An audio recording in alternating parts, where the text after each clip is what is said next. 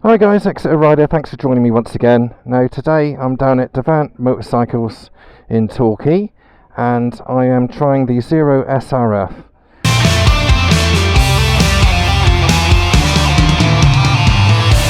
We've got the big battery down the bottom there, all the controllers is up the top. I've got this bike for a very short time, unfortunately.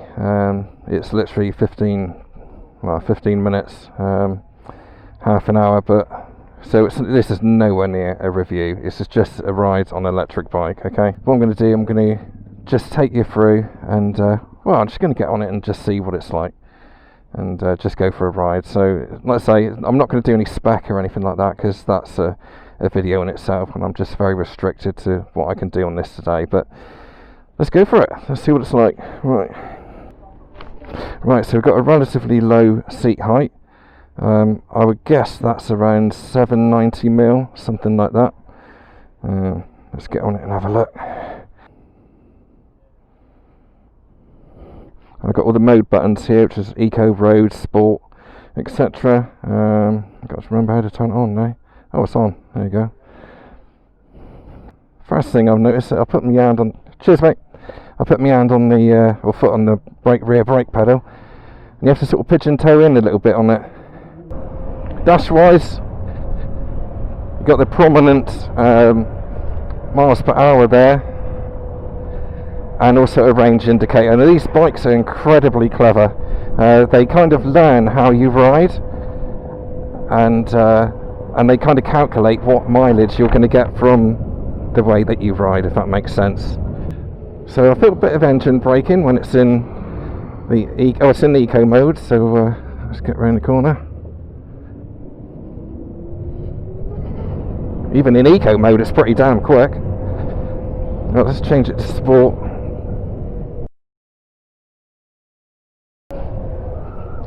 Right, that's more like it. Now it's come alive now.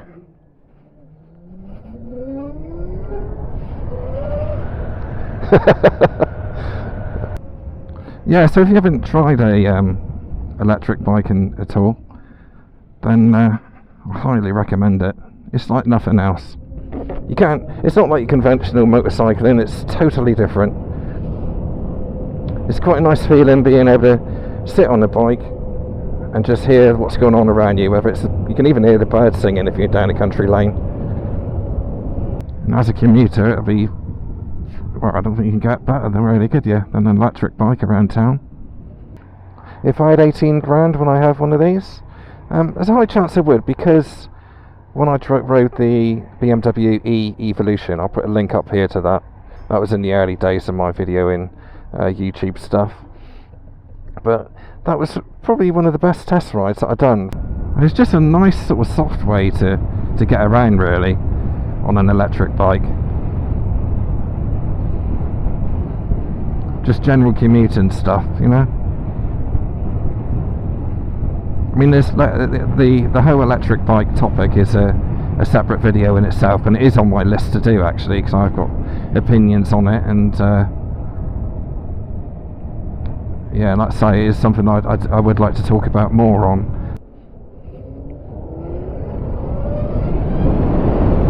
I mean, look at that acceleration is epic, and it's brilliant.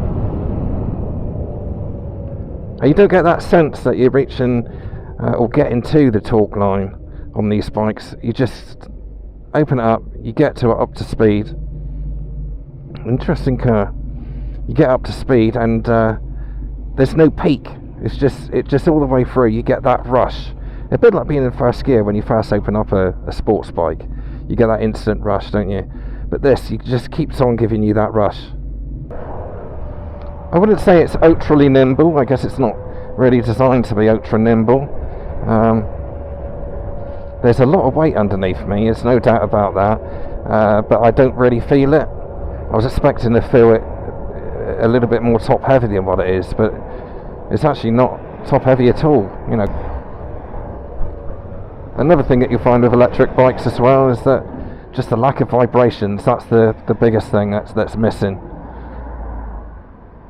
Like now you'd expect of the idle of the engine, but absolutely nothing. And it's a refreshing change, and as I say, I mean, it's not for everyone, and you know, some people think, well, you know, I don't want to, you know, I like the combustion engine. Me too. You know, you're not alone there. Believe me, it's I'm a big engineering fan when it comes to the combustion engine, but this just gives you something different. It's utterly different. And with the industry the way it's going, you know, you better get used to it, because it's all going to be electric one day, and I have no issue with that. And longevity wise, I don't really want to talk about too much about BMW, but for example, one of the tubers that I'm in contact with, he's got a BMW E Evolution, and he's had it for about 5 years now, and he took it for a service and a battery check. Yeah, the battery had gone down to 80% capacity, which for 5 years, I think that's pretty damn good, really. It's very tempting, isn't it? I'll be able to keep up with that, no problem at all.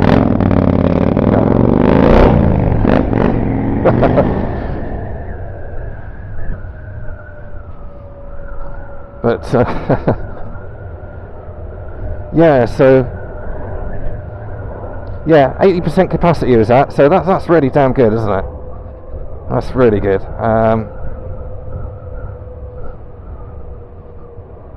And you do get 3 years warranty, parts. I think it's parts and labour with these bikes. Or is it 5 years? I think it might even be 5 years actually. So that, again, it's peace of mind. They're putting their nuts on the line to show you that they've got confidence in this bike.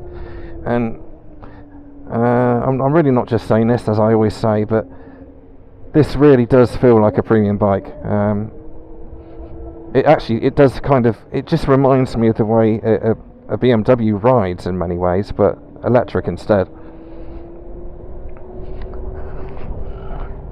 So the question is, if I had 18 grand in my pocket, and me being a BMW RT fan, that is probably one of my most favourite bikes to ride, would I have this bike or would I have the RT? And I'm pretty sure at the moment, although, you know, to look at, this doesn't do what the RT does, of course, but I'll probably go for this, because I think I would pull this out the garage more often, and I think I'd look forward to riding it more often as well. So braking wise, it kind of feels a little bit vague on the back, if I'm honest with you, but on the front it's just right. You need to give it a bit of a yank for something to happen, but it's very positive. They're not adjustable levers. Of course, that's what's missing. I haven't got a clutch. I thought there was something missing. I couldn't work out what it was. And that's coming from a DCT rider, so. Right, so yeah, I think I need to get the bike back now. Frustratingly, but I don't know. Maybe sometime I'll be able to do more of a review on it and get to know the bike a little bit more.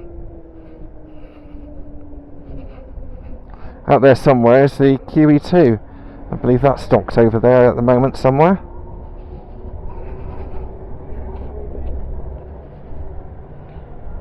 So I might be able to do a bit of filtering in a minute. But yeah, I mean, as you would expect from this bike, it goes like stink if you want it to. Obviously I haven't ridden it in the right areas today to do that, but I think you get the drift. And just listen to the silence of the thing, you know. Noisy bugger.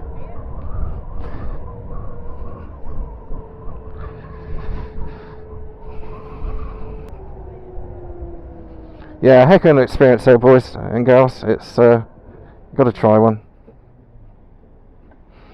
And put me in an awkward position. Yeah, I honestly think it's you know, although it's a lot of money for a bike.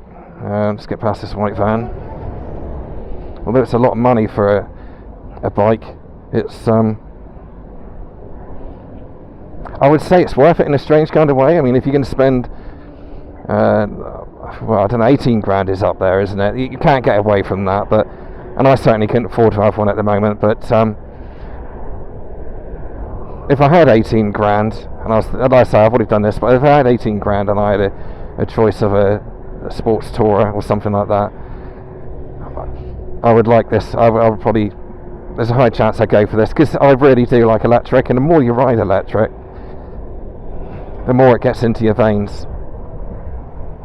Obviously you don't have any road tax either, so you're saving £100 a year there, or £92 per year. Insurance is an ongoing issue with these bikes. A lot of insurers don't have them on the drop down list to insure. But you're also saving on servicing. There's nothing to service, no oil change or valves or anything like that, obviously. It's just normally an inspection. You got consumables. We're going to have the belt drive on the rear, and just an inspection, really, brakes I suppose, and that's it.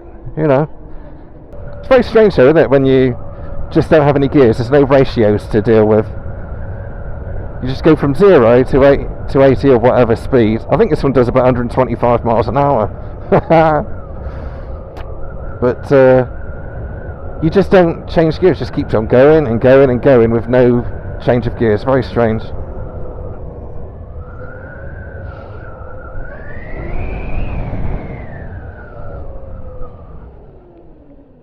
Love it.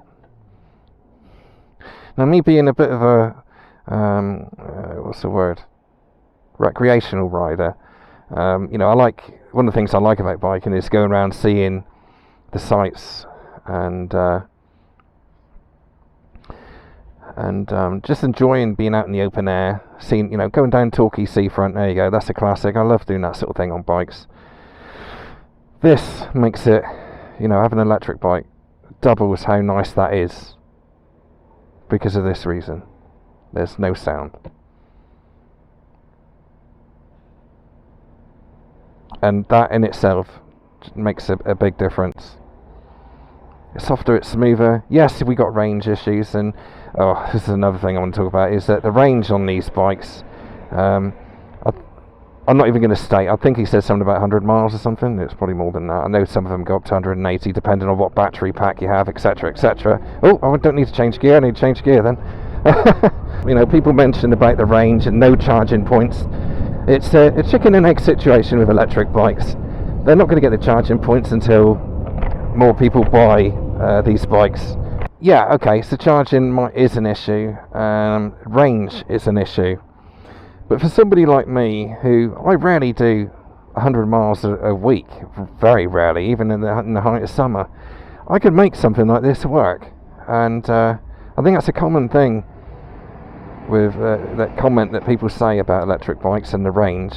But some of those comments are coming from people that hardly do 20 miles a week. Do you know what I mean? Yeah, range-wise, it wouldn't really bother me. I'm quite happy with the range that you get from these bikes. More than happy. I could probably not. I'd just charge it every 1 or 2 weeks, I expect, and that'd be fine for me.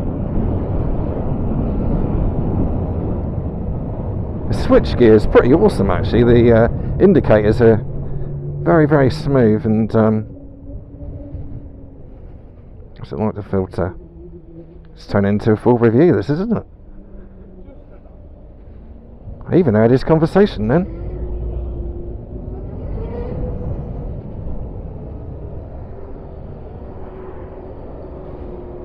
Yes, it's quite a narrow bike, so the mirrors are at about a van mirror's height, I would say, so you have to be a bit careful there. But mirrors in general, you can see right, well, it's about standard actually, what you'd expect from this bike. Perhaps a bit higher than normal, because I'm on quite high stalks here. It's such a shame I got to take this bloody thing back.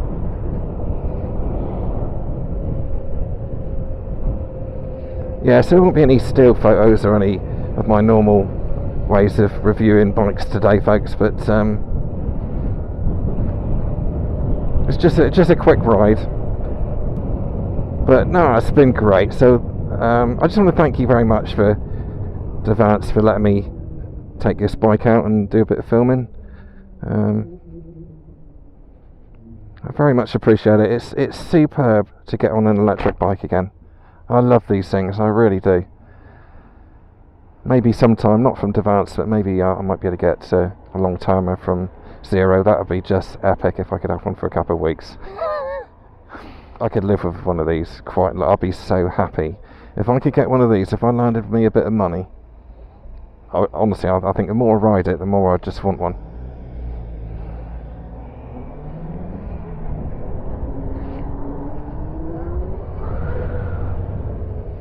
Absolutely superb.